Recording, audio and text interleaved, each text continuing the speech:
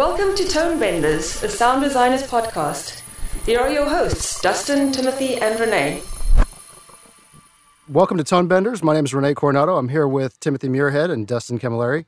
This is a new sound design podcast that we're starting. And for episode 1 here, we're going to do a little bit of some origin stories. We're going to talk a little bit about who we are, where we came from, and then we're going to do another segment later on. Which of you guys wants to go first? Why don't we start northern and we'll head south? We'll start north? Yeah. So that's Tim. Tim, that's you, man. Okay, my name is Tim Muirhead, and I'm a sound editor in Toronto, Canada. I mostly work on animated episodic television, and I've been doing this for a while. I went to Sheridan College, which is a kind of a college known for its media-based learnings.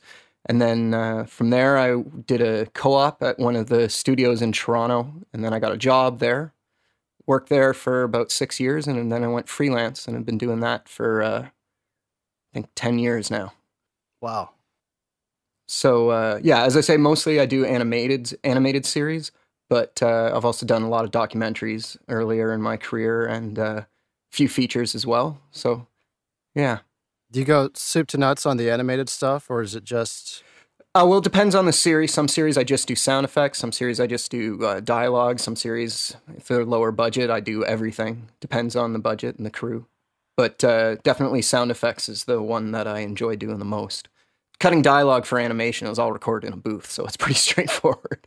Yeah. Tim, why did you get interested in sound? That's a good one. Well, when I was a kid, I'm Canadian, so I wanted to be in the NHL. I wanted to play hockey, obviously. And then I realized that I'm very short. And once contact came in, I could not play hockey anymore because I got killed. So then my next thing was music. I was a drummer. And then I wanted to be a record producer. And then I had this weird thing happen where CBC is the Canada's largest network and the public broadcaster. And one of their reporters, his microphone and DAT recorder fell off the back of his motorcycle in my neighborhood, and I found it. And I took it home, and I played with it and was recording stuff with the microphones and had a really good time with that. And then my mom came home and told me I had to return all the gear, which I was really upset about.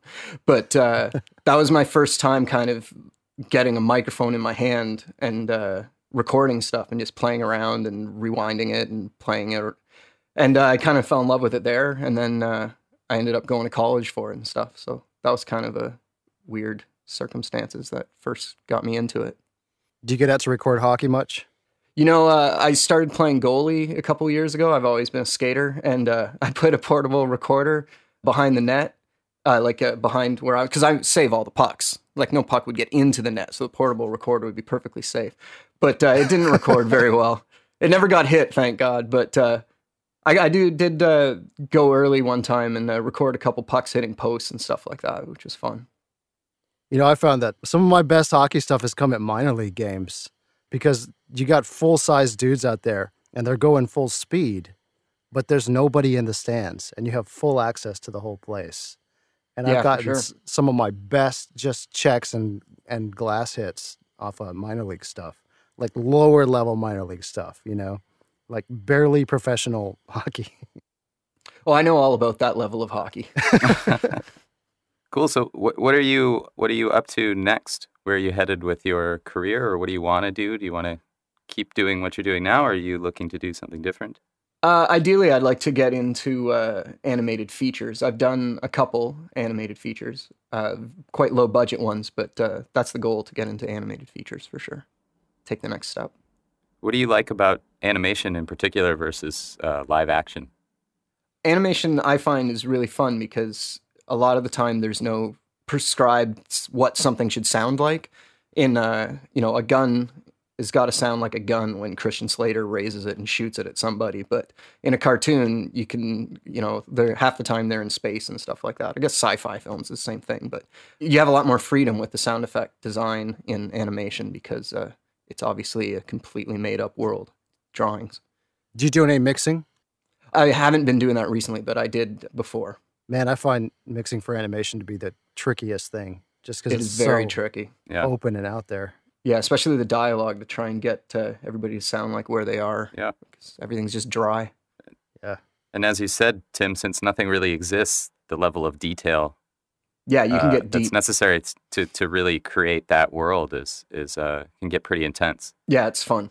Like when the cool thing about doing sound effects animation for cartoons is people think it's way more glamorous than it actually is. So when I'm at like a cocktail party or something and they're like, "Oh, what do you do?" I do sound effects for animation. Oh, that's amazing. And they only think of like the amazing big explosion and spaceship battles or whatever. And then, I explain, well, I also have to cut every footstep that they take and, every little hand and cloth movement. And they're like, oh, that doesn't sound nearly as interesting. But as you say, it's in the details. You got to get deep because nothing exists. You got to build everything from scratch. So it can be really fun. Yeah. I also adore animation. That's my favorite medium to work on as well for the exact reasons that you stated. Yep. I have one client that does a bunch of short animation stuff, and it's one of my favorite things that I get to work on because it's just total creation from scratch, and I get a lot of creative freedom with this specific project. So, yeah, I get to do all kinds of fun stuff. It's really exciting when you get a new episode or a new series, and like the only thing that's there is the voice, because the music obviously is being done at the same time normally, and you just got to create everything, and it's just an empty canvas for you to build on, which is exciting. And there's no airplane passes halfway through a dialogue edit that suddenly disappear, which can... what I found, though, is sometimes your animators will hose you, though, because they'll animate reactions that you may not have necessarily recorded from the actors. Oh, yeah, that happens a lot. You got to get a big dialogue library going. I found that I really have to be proactive in watching the script because sometimes my directors they'll write a laugh into the stage direction, but they won't write it into the script. And I'll say, hey, look, I need to get him laughing. Yeah. For sure. I like to make a list before the first episode records of just like, I have a document that's just a bazillion reactions and single word replies and stuff that I just get all the actors to just go through. So you have a consistent library. So when they do go, oh, why isn't that guy laughing? You can at least go and find something. Yeah, I've definitely been bitten by that. The casting directors and the voice directors, they hate that list though, because that just means more time they got to do. Because the first episode's always chaos anyways. Everyone's finding the voices of the characters that they did like 3 months ago in an audition and stuff like that. Right. Tim, do you still write any music?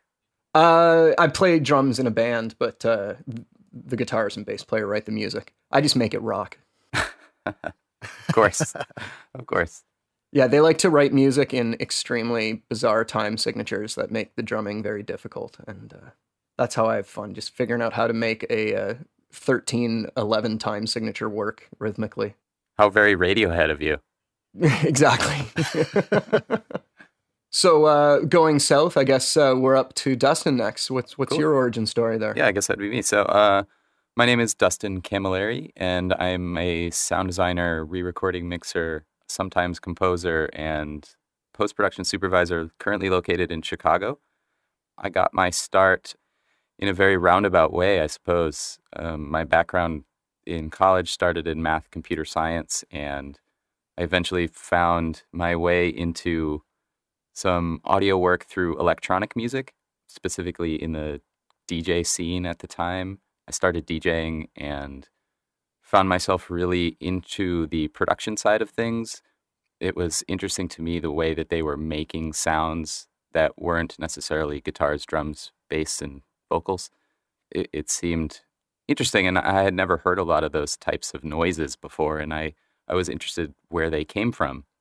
But I didn't do too much digging. I would do DJ mixes and kind of record them into DAT deck and then put that into SoundForge and maybe do a little normalization. But I didn't understand how to edit anything at that time, so I would have to record 60-minute mixes in one pass, because if I screwed up any part of it, I would have to start over. So that was my first foray, I guess, into computer audio and producing somewhat of my own content.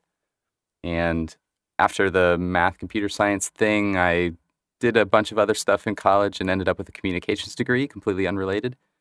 And when I finally graduated, I realized I didn't want to do either of those two things, either math, CS, or communications, even though I had good opportunities in both. Neither of them were really my thing. So I said, well, what's the only thing that I guess I'm kind of into and I've always been into? And it was music and sound in some way. And I was young, and I figured if you're going to make a mistake, well, why not do it now? So I went back to school for audio and graduated there and did the kind of cliche and moved out to Los Angeles with nothing, no real friends, no contacts, no job, no money, and sat in my room for about 3 months and sent resumes to everyone I could find, multiples a day, and eventually found a hit at a radio syndication company, and they would put together top 40 packages for countries that didn't have access to that type of music. So they would bring in the DJs and they would write the scripts and they would record the whole show and burn it to a CD and mail it out. And so then these remote countries could pop that into their CD player, press play, and they had a professionally produced radio show. And the advertisement for that job in the very, very, very fine print said, Pro Tools Experience a plus. And we would go out and record interviews with these artists, and you'd have to take those interviews back and cut them up and make them ready for air. Now, I probably used Pro Tools maybe 3 times in my entire 3-month stint at that place, but as is the nature in Los Angeles, my boss was a freelance composer, and at the end of my internship, he said to me, thanks for all your hard work. We'd love to keep you here, but I know this isn't really what you want to do. I have some friends who own a studio. They're looking for some help. And I interviewed at a couple of the places that he pointed me to and eventually fell into one of them, a place called Machine Head, which is a boutique sound design and music shop in, at the time, Venice. They're now in Santa Monica. And again, as the way LA works, I started there as a receptionist because you quickly learn that no one's going to let you do anything else there unless you can figure out how to make coffee. So I made the best damn coffee in Los Angeles for about a couple months. And eventually we got a big movie in and they needed some help and they let me start doing some actual work. So I would help composers there print and assist on some music stem sessions and prepare stuff for the dub stages and that kind of thing. And as I kind of went through things, I eventually worked my way up to getting to do some actual creative work there, and sound design I really took to that side of things. Just as Tim said, for animation, creating a world from scratch is really interesting to me, creating a whole environment, and especially those types of scenarios where those environments don't necessarily have any prescribed notion of what it sounds like.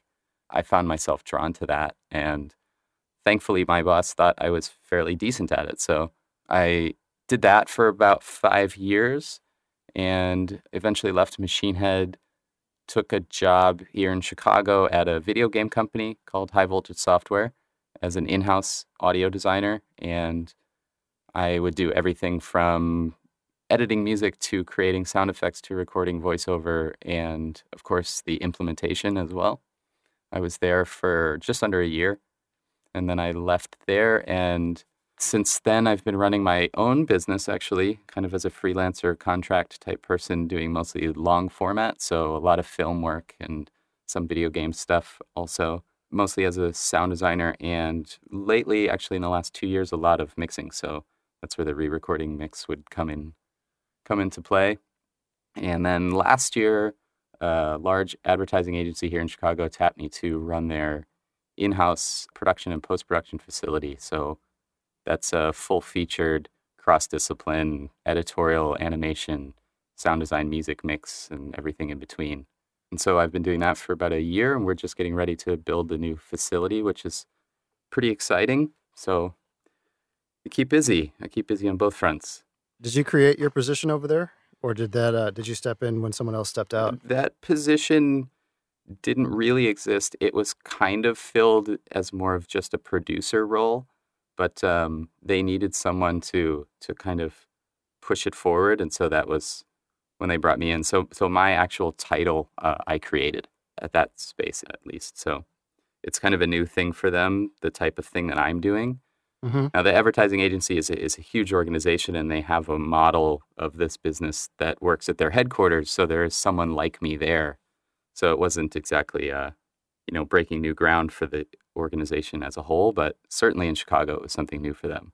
You said you went to school. Where'd you go to school at for audio?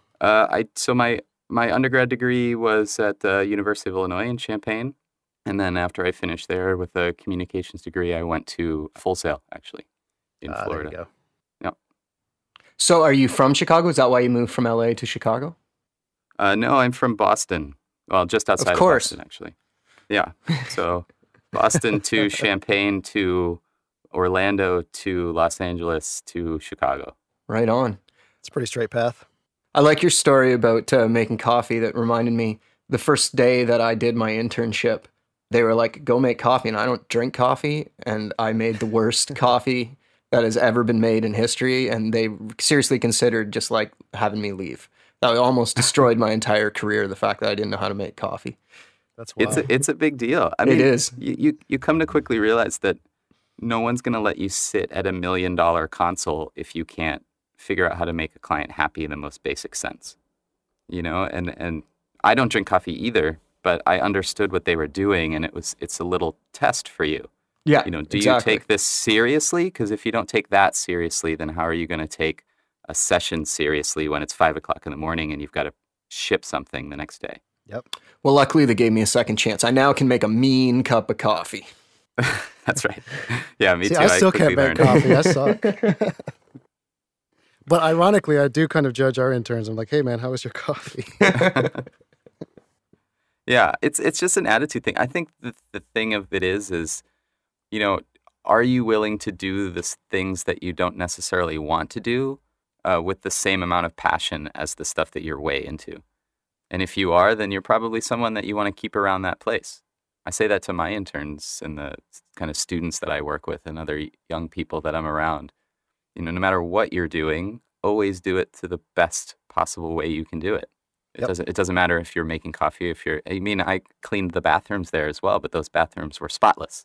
And I made sure of that because I wanted, you know, that's part of my reputation. You're only as good as the last thing you did. Yep, absolutely. It doesn't matter if that's the cup of coffee you made or if that's the feature film you just mixed. For sure. Cool. And you got a communications degree. What the heck do you learn when you're doing communications?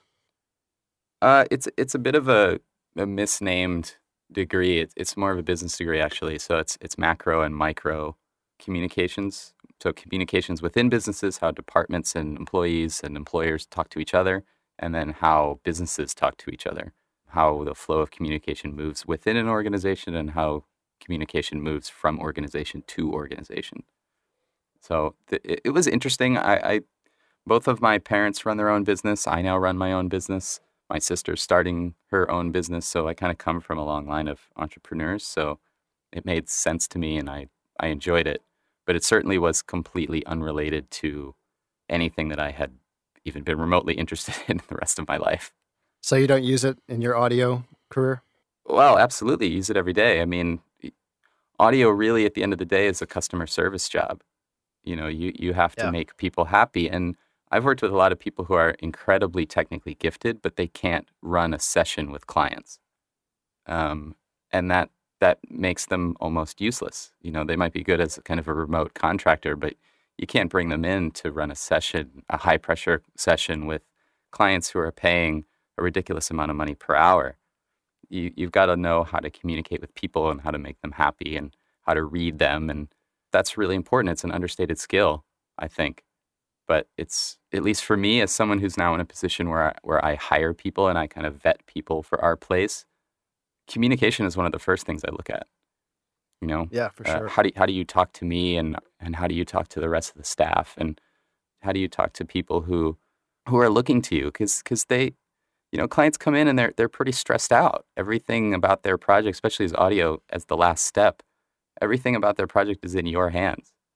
And they may have spent many, many millions of dollars up until this point, and they need to make sure that it's great. And they need to make sure that it's great in 2 hours. So if you can't talk to them and kind of put them at ease, that's a tough spot. So I use it every day. I mean, I don't necessarily use it probably the way that my professors taught me to use it, but I think it's been a valuable skill for me, certainly. Yep, for sure. And you know, the other thing with audio is that a lot of people just don't have the language. You know, a lot of people communicate with words very poorly when they're talking about audio. And it's such an emotional medium, you know? They get emotionally upset. Yeah, being able to interpret that and figure out what they're saying and then turn that into something that is meaningful in the audio world. That's an excellent point. Yeah. I've never had a session where I haven't used that skill. I'm sure that we can all say that, Yep. Yeah, taking what the client says, which doesn't actually make sense, but knowing what they mean is a real skill, because it's so difficult to speak in audio terms. And it's definitely a skill. I often say that, like an intern, the biggest thing that you have to do to show that you deserve to get hired is get along with the clients. Yep. Like, because if you can do the amazing Pro Tool wizardry in the background, that's fine. But if a client hates you, they're never going to let you work with them again. So, Absolutely. you gotta, it's as much kissing their butt as just knowing how to interact with people. It is, for sure. And the reality of the kind of audio world we live in now, everybody understands Pro Tools. I mean, Pro Tools is not a skill that sets you apart anymore. Nope. So again, as someone who's hiring, I look for the things outside of sound that make you special, and communication's a big one. Do you have the type of personality that keeps people happy, like you said, that keeps clients wanting to come back and work with you? I can't even think of any time a client has said to me, I want to work with that guy because his Pro Tool skills were so amazing. It's always like, I want to work with that guy because he's funny, or I want to work with that guy because he's super nice, or I want to work with that guy because I had a great conversation with him or her. It's very rarely about the technical side of things. We love that. Although in a lot of cases it is, I want to work with that guy because it always sounds good and it always works and it's always on time. Yeah, absolutely. That's true. But half the time, I don't mean to imply that clients are not very bright, but half the time a client will be more impressed with a mix if it went smoothly. Like, they'll be happier with the final sound because the mix went smoothly, as opposed to how good it actually sounds. That's true. Yeah, agreed. Like, there's a range. It obviously has to sound to a certain level of good, but how easy the session went definitely influences their perception of how good the final audio is. That's a very, very interesting point. That's a very interesting point, actually, and how having that personality can manipulate a session that could easily have gone off the rails, and I'm sure we've all had those, but having that personality that can keep it on track and keep them happy is huge, Yeah. I'd also say that speaks to, preparation and professionalism too. I mean, the more professional and the more prepared you are, the more likely you are to have a good session with the clients in the room. If you've done your homework on the front end and you've done all your prep and all your setup and everything works and there's not cables with weird solder joints or whatever happening, those things all cumulatively add up to what could be, the right experience for the client. For sure. Even down to what was ordered for lunch. Yeah. Yeah. Client services, big deal. And that's why I really think that at the end of the day, we're customer service people, Yep. And I really believe that most of us are trained to the point where most of our mixes sound pretty good. Obviously some are better than others, but I think especially I do a lot of commercial work, obviously working at an advertising agency, and it's not rocket science. Most of the time you're getting 3 stems and you're turning the faders up and doing a little duck. Anybody can do that, but what makes you different is the service side of things, and it's really a relationship business, especially when you're talking about return clients. I think the relationships trump the work a lot of times. So again, that communications background in some way, if it's taught like it was for me, or if it's just learned over the course of time, I think that's a huge part of what we do. For sure. And even as a field recordist, Tim, I know you do a lot of field recording, and Renee, you as well. You probably get this. I mean, trying to weasel your way into a spot where you're not necessarily wanted with a big recording rig, learning how to talk to those people and convince them that you're not a crazy person. That's also a communications thing. Definitely. So for me, it's kind of a balls thing. You'll set a mic up and then and set up and roll until someone comes and tells you to leave. Yeah, for sure. But it's I also agree. when they do tell you to leave, if you don't get all aggressive and in their face, sometimes you can talk them into letting you stay. I had an experience once. I recorded the implosion of Texas Stadium. So Texas Stadium was set to be imploded at 7:30 a.m. one morning in October, I guess about 3 years ago, maybe 3 years ago. And so I got there with all of my mics all set up, ready to go at like 6, and it's pitch black, dark outside. And I kind of got a little too close, and I was in the blast zone, but like on the outside edge of being in the blast zone. And I was set up, and I was ready to go, and I had everything all set and rolling. And the hard thing about recording big public events like that is staying away from the crowds. And so I found a nice spot that was away from all the people, because they had like designated places for all the people to go, and that's not how I wanted to record this thing. So I just kind of dove into the bushes with all my gear and popped out on the other side and set it all up. Well, as the sun rose, all of a sudden I became visible, and a cop kind of came up to me and shooed me away. And when that happened, I had to kind of nod and smile and pick everything up and go find a place with an obstructed views that no one could see it, so I could set my mics up over on top of a wall and catch it that way. And that still ended up working. I managed to both not get arrested and still get a recording.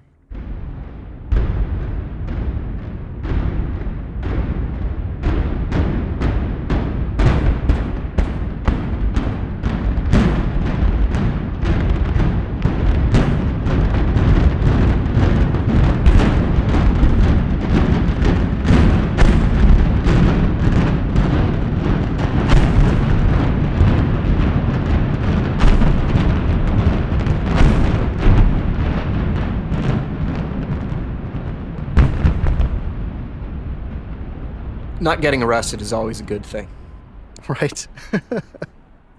Yes. Pro tip number 1, don't get arrested. Well, Rene, with that story, why don't we jump into your origin story now? So my name is Rene Coronado. I'm based out of Dallas, Texas. I was raised in West Texas, and I was the typical long-haired guy in a metal band that was trying to make his shit sound cooler than the other guys in the band. And at some point in high school, I decided that I really wanted to do audio. I was very fortunate in that I figured out, I guess, early on how much I really enjoy this, and was able to set myself on that path at a really young age. And so as I'm coming out of high school, I'm looking around at all the colleges, and at that time, which was 99, a lot of the colleges, their audio programs were not really audio programs. They were music programs. And as a guitarist in a metal band, I had no idea how to read or play music. So what I ended up doing was I found a little community college very close to where I lived, and I ended up getting a free ride because I had good grades in high school. And I got my 2-year associate's degree at South Plains College out in West Texas. And South Plains College has this amazing bluegrass program.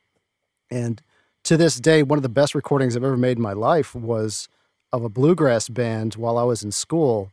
And literally all I had to do was just push the faders up, and it sounded amazing. And that was all I had to do, because they sounded so kick-ass. It was just set the mics up and don't screw something up.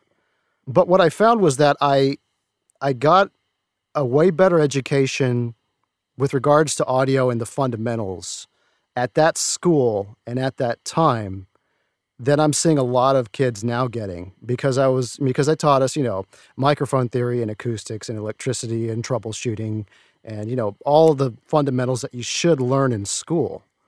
And so it was just a really great education. And it was, it was 2 years. And it wasn't like a 4-year degree, but at the same time, it wasn't like a 10-week degree or whatever, that guys are doing now. And then I came out of school and immediately came to work where I work now, which is at Dallas Audio Post. And that was just serendipity, dumb luck. And also me being ready, willing, and able to move to Dallas and take the job. It was an entry-level position, and I spent 5 years learning how to do what I do after having spent the 2 years in college, just becoming proficient. I feel like it took me 5 years before I was really worth the money that they were charging the clients to sit behind me. It was important for me to kind of go through that whole experience and have it take that amount of time. And, one of the first things I did there was build my room. And I had never worked on Pro Tools. Like, I had never touched Pro Tools prior to being hired at Dallas Audio Post. When I was in school, we were working on 2-inch tape. And so I had spent all this time and energy learning how to bias and calibrate a tape machine. And I've never done that since. Which no one knows how to do anymore. Well, I've never done it since. It's like I couldn't do it now. Well, I think that there's a value in knowing how to do that, because everything we do now comes from that. And it's interesting to me that they don't Kids these days, as an Kids older these guy, days. yeah, exactly, to say that phrase, they don't know that stuff. They really don't. They've never seen 2-inch tape. It's Exactly. amazing. Well, and the irony is, all right, so at this point in my career, I'm on the curriculum board at South Plains College at the school that I graduated.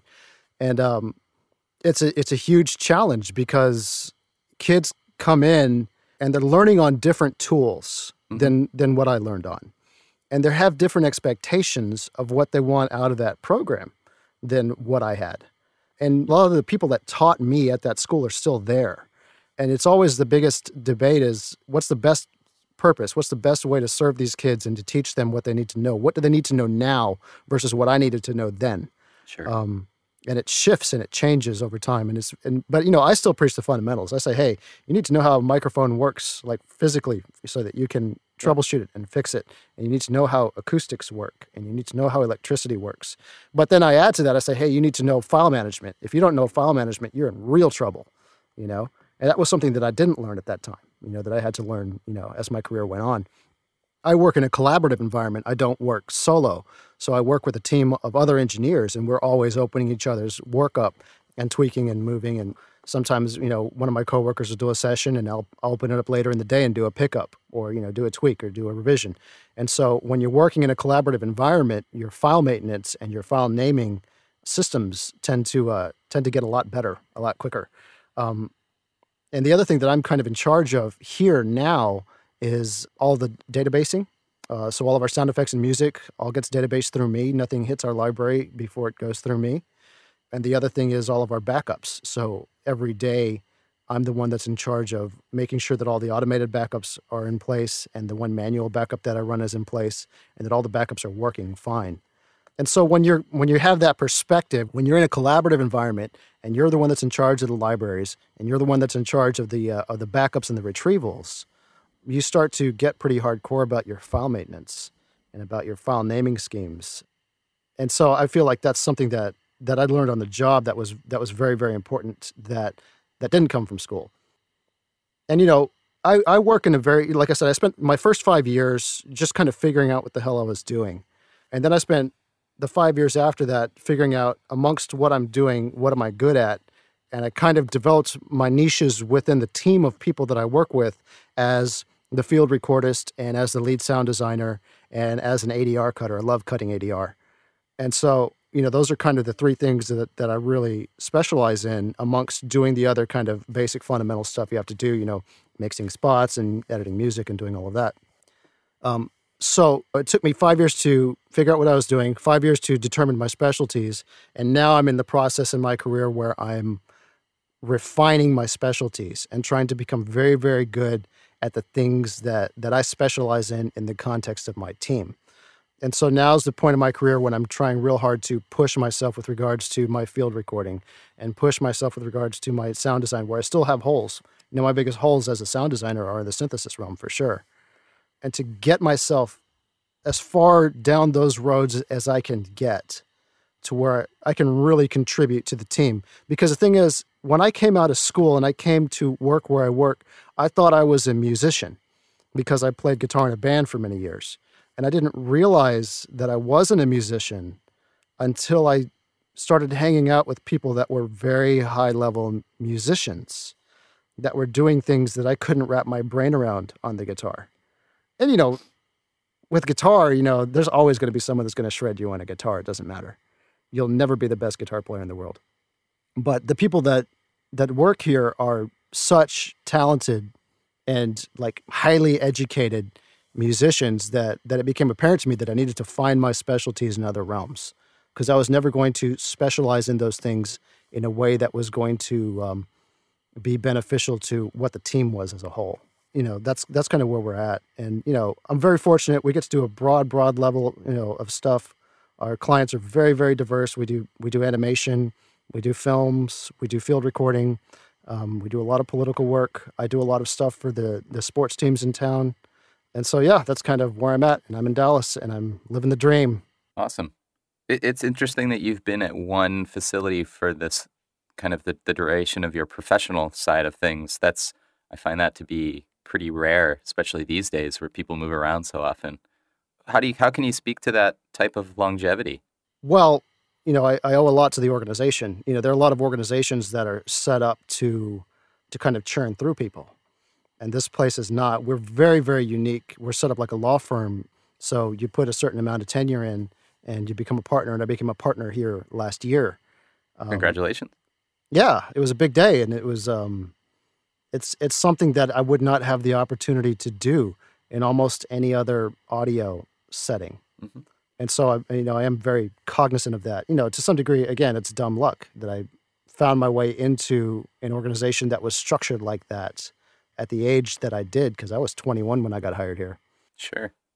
I was thinking about that the other day, the way that this industry has worked, and for me, and then, getting ready for this show, there's an interesting mix of an intense amount of work and then just absolute luck. Yeah. That happened for me as well, just the fact that my boss knew somebody and that person happened to hire me. That's luck, really. But you put in the work, obviously, ahead of it. Exactly. Do you find that that's still true, that a lot of your daily existence is a lot of hard work and then a little bit of luck? Oh, for sure. I mean, you say luck in that the opportunity was presented to me, right? Mm-hmm. But the important thing on the back end is my responsibility is to capitalize on that opportunity. So when a door opens, you have to walk through it and you have to manage to not get yourself pushed out later. Yeah. And so, I do take a lot of personal responsibility for how I do the job that I do. And I do have to take a lot of personal responsibility for the quality of my work and for the quality of my preparation and for the way that I handle clients and the way that I handle billing and the whole vibe. A lot of that is my own personal responsibility. That's something that I have to take responsibility for. And so consequently, those are things that I have to work at and put effort into. And so, yeah, it's just kind of a matter of evaluating the parts of what you do that are important and really focusing on those and working at them every day. Because if you sit and just say, you know what, I'm pretty good at this, and then just roll with it, you're going to get passed. Some kid in his house with Ableton is just going to smoke you. Yeah, absolutely. If you just sit there and think that you're the shit, because it's really hard to stay good. For sure. My big luck break was when I was finished college. The last semester of college was an internship, and getting a studio to take you on was the biggest challenge of the internship.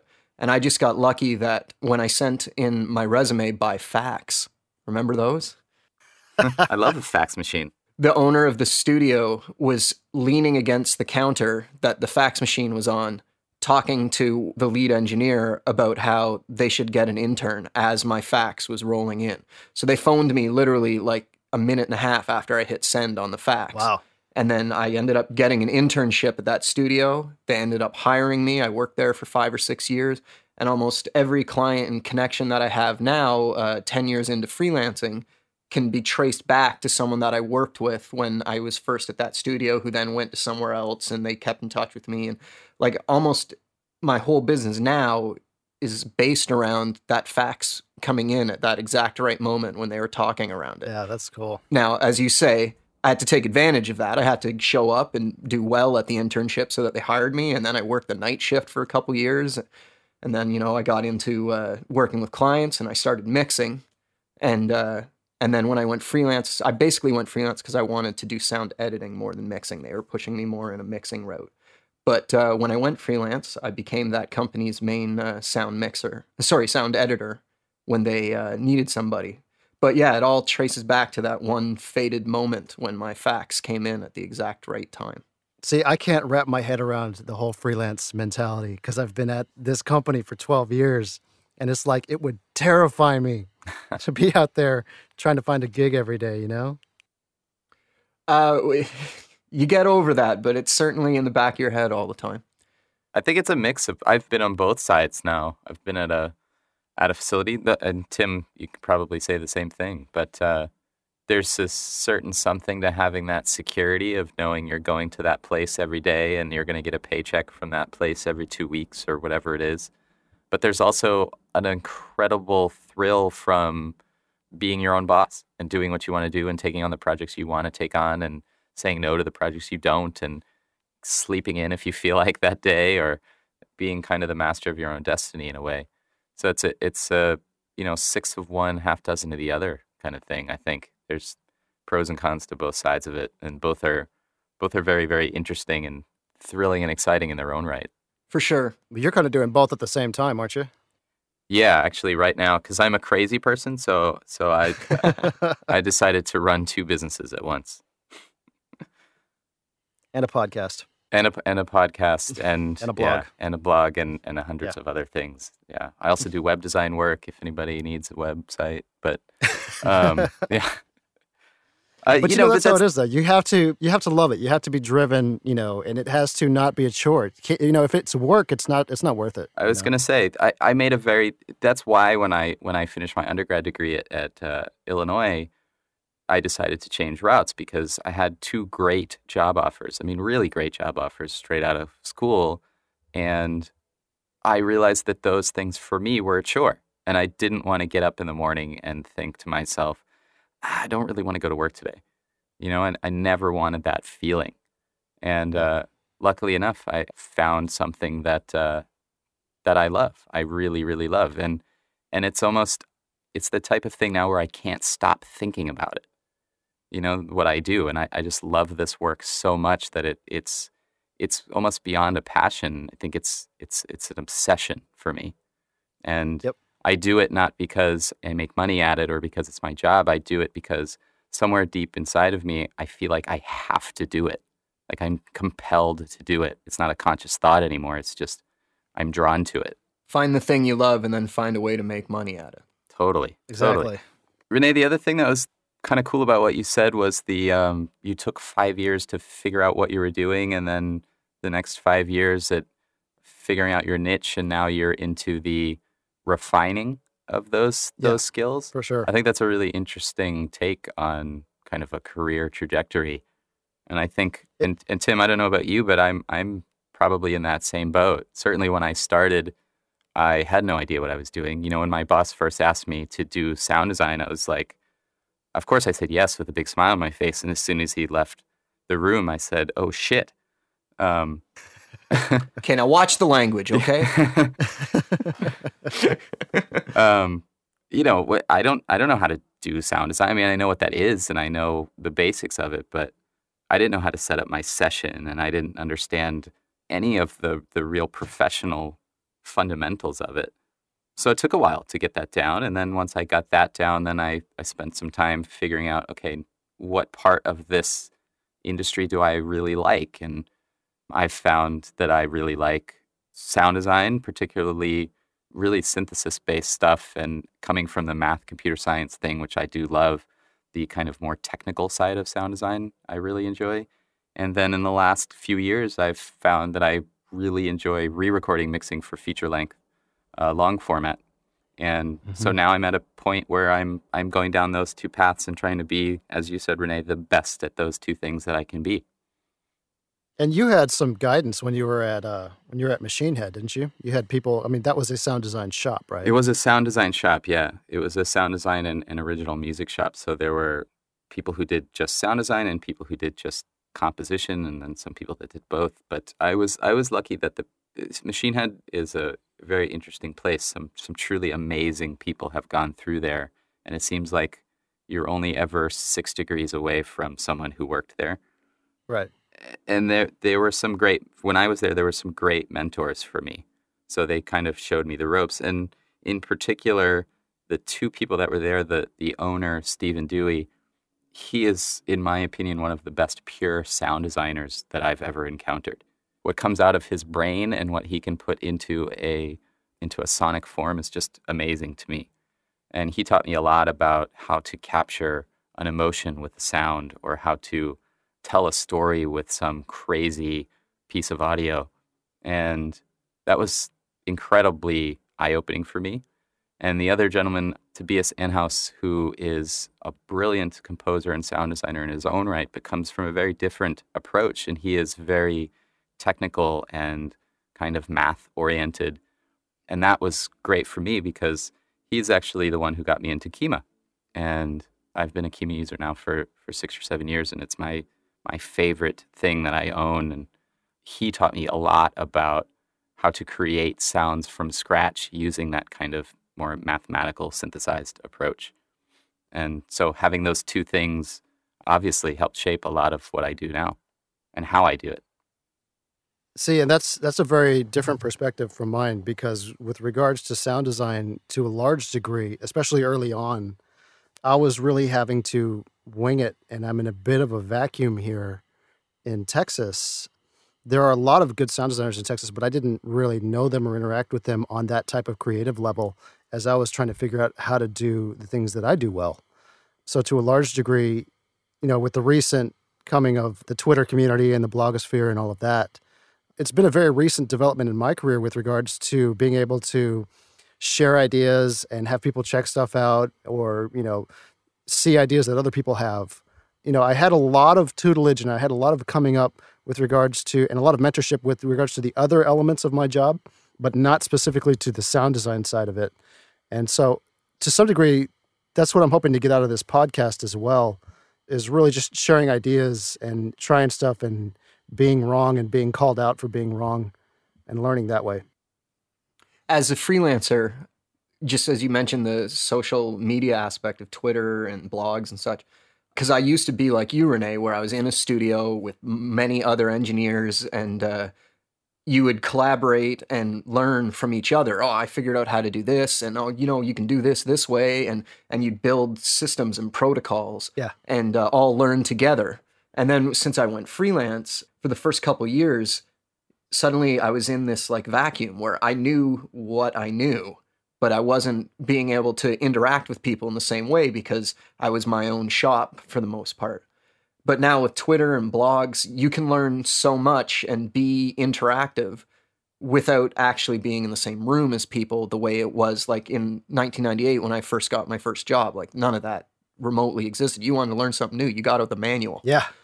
And so it's really the social media thing, like everyone's got to get on it and just have it expand, because the collaborative learning, it's exponential.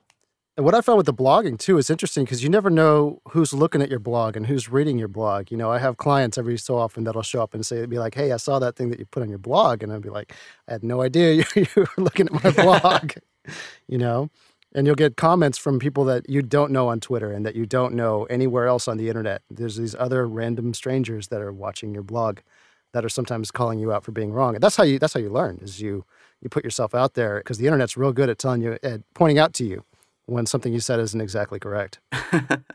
Yes, in the nicest way possible, always. Right. Well, the sound community is, a really good community, though. People don't tend to be assholes. Well, it's worth saying at this point that none of us have met each other. And Correct. This podcast exists because of that exact community. And I think that's kind of an amazing thing. Yeah, For sure. So let's move on to the Kyma thing, because I know zero about Kyma, and I'm very interested to hear what went on at this conference you just went to. You're talking to Dustin here. I'm not Dustin. Dustin, go. Dustin, go. Kyma. Hi. So I guess, a quick background for those that don't know what it is. Kyma is a sound design environment. It's similar to something like maybe Max MSP or Pure Data or one of those types of environments. It's modular, it's patch-based, so you connect an input to an output and another output to an input, etc., and so on and so forth. But all in software. All in software. However, there's a hardware component, which makes it a little bit unique. So none of the computation is actually done on your native CPU. It's all done on a specialized piece of hardware, which is a little bit different to the way, obviously, Max MSP and those Pure Data type applications work, where they're just a native software-only application. The nice thing about Kyma is that it's completely open-ended. So there are pre-built modules to do all kinds of different things, from very simple things like reverb and some oscillators to create some sounds, to wide-ranging amount of things. And you can build modules if they don't exist, and you can connect anything to anything else. You might not get great results, but the option to do it is there. So you can also kind of go as shallow or deep as you want, which I love. So you can use it for something very simple. I used it the other day. I just needed to create a sequence, a nice kind of arpeggiated sequence using just a sine wave through a reverb, and I built it in Kyma. If any of you follow Jed Sound on Twitter, He made a Kyma patch to make whooshes, and it's incredibly complex.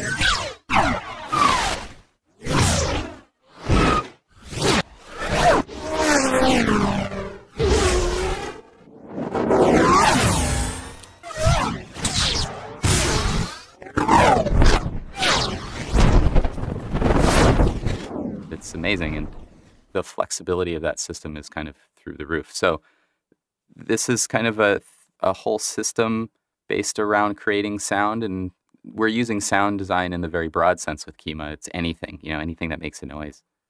So this device has been around for quite some time. It was developed by two people, K.I.S.S and Kurt Hebel.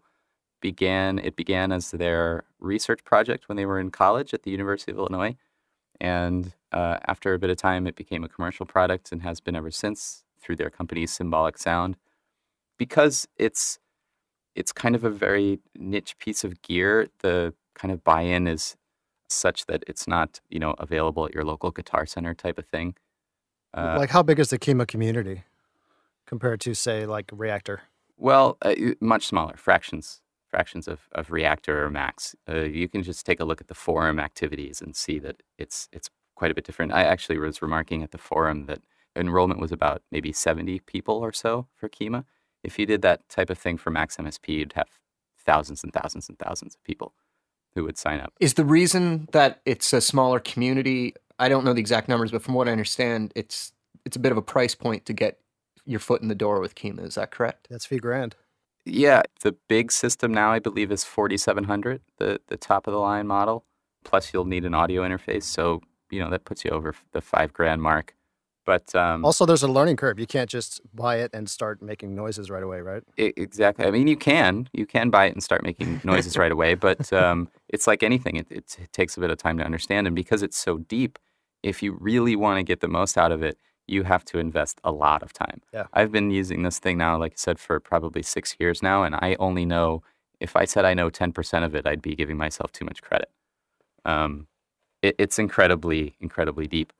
So the community is pretty small, and they have these conventions. This is the fourth one, so every year. And basically just a bunch of people get together and nerd out about this system. But I've been to many conventions. I've done AES, and I've done NAMM, and I've done a ton of other ones. And those conventions are great, but you always end up having the same conversations there. A, they're mostly sales-oriented, so someone's always trying to get you to buy something. And B, even though people are maybe recording different things, everyone's recording, and you always end up talking about, well, what EQ are you using, or how are you miking that amp, or it's always the same type of circle. The unique thing about Kyma, I find, is that it appeals to such a wide spectrum of people doing such an amazingly diverse set of things, but you all have this very common language. So you can talk about the device and how they're using it, but they're doing such amazing things. So you've got, people working in theater, you've got people doing algorithmic composition, you've got people doing straight sound design for video games, you've got people creating monster sounds, you've got people creating beautiful orchestral pieces of music, you've got people doing research projects trying to synthesize the sound of insects, for instance, for academic purposes. It's all over the map. And now you're starting to see this incredible cross-discipline thing happening with Kyma, thanks to OSC, the wonderful world of OSC, which, for those that don't know, OSC is kind of a MIDI on steroids, high resolution, very fast, and scriptable also. So it allows Kyma to talk to basically anything else that speaks that same OSC language. So people are doing a lot of things with sound driving visuals. So sound driving light, or vice versa, or both at the same time. And the conversations that I had were so incredibly inspiring. The performances I saw were just over the top, and the community at large that was there was just some of the nicest, most genuine people I've ever had the pleasure of spending some time with. It was really, truly amazing. And the whole time there, I was just itching to get home so I could get back in front of mine to kind of try out some of the things that I was seeing there and hearing there. Oh, so you went, but you didn't bring your rig. I didn't bring my rig. It was the first time I had been, and I didn't really know what to expect. Like I said, I'd been to other conferences, and I kind of expected it to be like those, where you'd go and you'd walk around a bit and take a look at, what other people were doing or what other people were working with, and then you'd go back to your hotel and you'd get dinner and go to sleep and do it again the next day. But it wasn't like that at all. It was, you went to some talks that were, kind of mind expanding, and then you'd have lunch with all of these people and you'd have conversations about everything under the sun. And then you'd go back for another session of that, and then you'd have a performance which people would showcase all kinds of different things, whether it was some incredible improvisational piece or alternate controllers or, like I said, cross-discipline work. And then you'd go out for dinner and you'd be out until 4 a.m. And then you'd do it again the next day, because these people, it became like a little family. And at the end of the event, everyone was hugging each other and no one wanted to leave. And it was people exchanging phone numbers and, call me when you land and let's collaborate, let's talk, let's make sure we stay in touch. Can't wait to see you next year, kind of a thing. For a conference, it was truly amazing. That's great. Sounds like the end of a summer camp movie from the 80s. It was. Actually, we said that to each other. We said, this feels like camp. It really feels like we were away at camp, and now we're all just bestest of friends. Right on. So what kind of stuff did you learn that you didn't really know going into it? I have the older system, so there've been, I think, a few iterations of the hardware side of things. The software's evolved as well, but at least as long as I've been using it, has remained the same. I have the Capybara, which is a less powerful version of the DSP. It also has built-in I/O, and they upgraded, I think, 2 years ago to a system called the Pacarana, which is some exponential amount larger than that, more powerful than that. So I learned quite a bit about what you can do with that power versus what I can do with mine. I learned a lot about how you can use Kyma to drive other devices, which is something I'm really into. I'm very, very into sound art and installation art. So I've, over the last couple of years, gotten really into the idea of using sound to drive visuals and using visuals to drive sound in real time. So there were a lot of people doing that. The nice thing about Kyma is it's really based around being a real-time system, which is kind of counter to a lot of things where you have to render out your patches. Kyma is meant to be, you can do very complex things, but you can control it all in real time. And that suits itself well to installation art. So there was a lot to be picked up from that, especially in terms of the performances. Some of the controllers people were using and how expressive they were being and the things they were being able to do on stage with one piece of gear. I mean, imagine being able to do an entire performance using one plugin. That's the power of Kyma. And Kyma's not a plugin, but everything was contained within that one box. The flexibility of it is amazing. So what kind of stuff do you find yourself really using Kyma for the most? For me, I use it quite a bit for creating. At the beginning of a project, I do a procedure that I've called, and I stole this from someone I worked with, called sandboxing. So I basically create just a bunch of sounds that I can then pull from, and I use it a lot for that. I have kind of a library of patches that I've built that I like what comes out of them. So creating little weird, interesting rhythms, or creating background ambiances, or creating some kind of just interesting sound effects that then I can then chop up and then use in the piece. I use that a lot, and there's thankfully some good batch processing, some decent batch processing techniques that I have with that, so I can just kind of set that up and go to sleep and get up in the morning and have a whole bunch of sounds to play with. I also love, it's got some incredible spectral tools, so resynthesizing physical sounds or recorded sounds into something that you can then manipulate in real time. This was probably most notably done on Wall-E. That's how Ben Burt created those voices using Kyma. So it's his voice and then manipulated using that system and played back and performed in real time. And I used that actually quite a bit. I actually used it just on this short film that should premiere in November. Use it as a voice effect? Yes. Although it's not really an effect the way that I'm using it, because I'm actually resynthesizing the voice. So it's a little bit more than that. I record the voice and then I read the amplitude and I read the frequency and some other bits and pieces of it. And then I create a synthesized version of that then I can modify. Wow.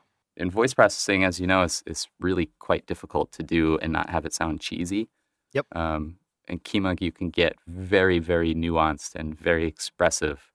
That's why all those little articulations in Wall-E are so well done, because Ben Burt performed those in real time. That's a synthesized voice. It's not a recorded object. The nice thing that you can do with Kyma is you can keep it from sounding like a synthesized voice. You know, if you have used the kind of like the typical text-to-speech thing, it's got that robotic stuff. And the thing about voice is those little tiny inflections and those little articulations that a human does. Yep. We haven't figured out how to do that with computers yet. But and what I've found is that when you take like a recorded human voice, there's only so many things you can do to it that don't sound cheesy. And all of those things have been done before. You always know what they are. It's either, you know, a hard filter, or it's a short delay, or any of those types of things. And you go beyond that and it starts really getting harder to distinguish yourself, you know? Yeah. I absolutely agree. Voice processing is to me like the last frontier of sound design. No one's really figured it out how to do it really, really well all the time. But I enjoy working with voice in Kyma quite a bit. I think you can get some really interesting results without going to that cheesy kind of expected place. And I think the thing about voice processing is that it's all about the actor, right? If you're ever using a voice, if you can get a good recording and a good emotion, then a subtle processing is the best, I find. Yeah, for sure. You know, the more you push it, the more obvious it gets, and then you're like, oh yeah, okay, you're trying to do that voice effect thing. I have a voice effect that I do in one of the running cartoons that we do, where I take it and I split it into 3 frequency bands, specifically so that I can process the low end and the mid range harder and more aggressively than the high end, so that it can still sound super clean and intelligible, but I can still kind of do things like distortion and chorus, but only to like a narrow kind of frequency band of the voice. Sure. Because if you try and do that to the whole voice, it just turns into mush. Yep. You're keeping it subtle. Yeah. Subtle is always good. Actually, Michael Johnston from Blizzard was at the convention, and he did a little talk about how he used Kyma on some of their projects. Nice. So he uses it a lot for vocal processing and definitely creating monsters. Kyma has some wonderful algorithms for morphing one sound to another and mixing 2 sounds together using spectral techniques. And you can get some really interesting things. So he was taking recordings of a voice and crossing them with recordings of an avalanche to get a kind of this very interesting gravel type sound for a character who was based around the element of earth. Wow. So yeah, you can do some really interesting stuff like that. You know, I can make someone sound like they're speaking through a bell sound, for instance. And that's kind of basic stuff you can do with that, but it gives you pretty convincing results. The algorithms are very, very well thought out and very, very well implemented. There's other plugins, you know, that do quote unquote morphing, but I don't think they produce very believable results. I don't think that the quality is all that good. But Kyma, if you know what you're doing, you can get some really amazing things out of it. That's great. I mean, Kyma is as I said, the only thing in my studio that I would never let you take from me. Everything else is negotiable, really. But Kyma is the one thing that I find myself just absolutely in love with day after day. That's how I feel about RX too. Yeah, for sure. That thing's a lifesaver on a film. Lifesaver. Yep. Cool. Well, we're at about an hour, so we should wrap this thing up. Great.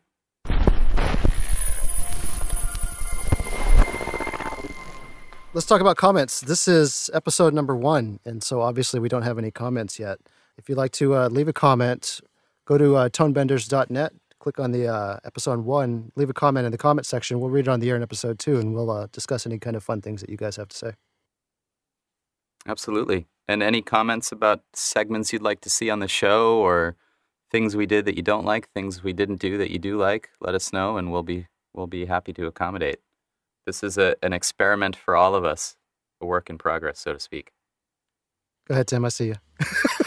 Yeah, I was going to make a joke, but... Oh, come on, make it. Make the joke. I was going to make a comment about how when you're leaving comments, make sure you stand up to what we said earlier about how sound people aren't assholes. Right. Sound people are not assholes. Well, not all. This is the first episode. I think in the future, we're going to try and be a little more structured. We're just kind of free-flowing and letting you get to know us in this episode. But we're looking forward to seeing how this thing evolves, and I'm really excited about it. Yeah, we've already got some segments that are starting to be produced. We're going to have some really cool stuff that's coming with regards to processing, shootouts, field recording, that type of stuff. We're going to be coming with a lot of cool things. So anything that you guys feel like you want to hear, that you feel like would be a good idea for a segment, just leave a comment and we'll get on it. And feel free to follow us on Twitter at the Tonebenders. And we'll make sure that you know when all the future episodes are up and any other news regarding this podcast. Also, our regular Twitters, I am at RENE_Coronado.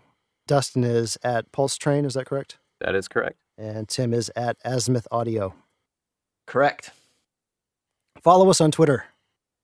We like to talk a lot, and we're not assholes all the time. Only occasionally. Only occasionally, exactly. Okay, great. It was great doing this first episode with you guys. It's been a pleasure. Bye now. Thanks for listening to Tonebenders. Find us online at tonebenders.net, where you can see our archives and leave a comment or a tip. If you listen on iTunes, please write us a review while you're there. Follow us on Twitter at the Tonebenders, or email us at dctimothy or renee@tonebenders.net.